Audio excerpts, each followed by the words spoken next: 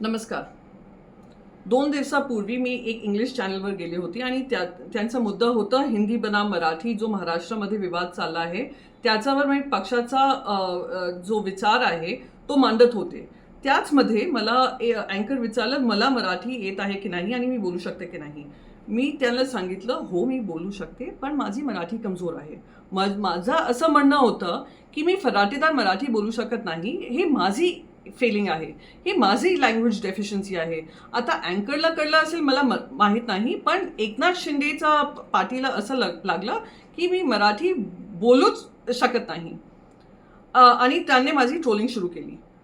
Trawling केली, दिवस रात्री ट्रोलिंग होत होते पण मी कधीही ट्रोलिंगला जबाब देत नाही आणि ध्यान पण देत नाही.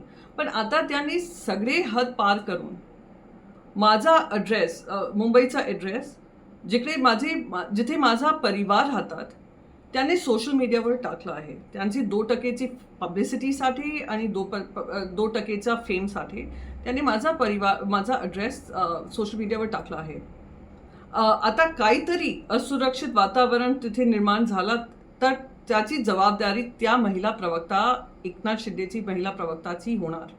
फक्त आणि फक्त त्यांची होणार. आणि एकच बात मी करून आपली बात संपवणार आणि मुद्दा संपवणार की ताई मी अमराठी होऊ शकते आणि माझी मराठी कमजोर होऊ शकते पण माझं इमान कमजोर नाही. अमराठी होऊ शकते पण मी गद्दार नाही. आणि हे मेसेज तुमच्यासाठी आहे पण तुमच्या सगळी महिला गँग पण याच्यावर विचार करा. जय महाराष्ट्र, जय हिंद.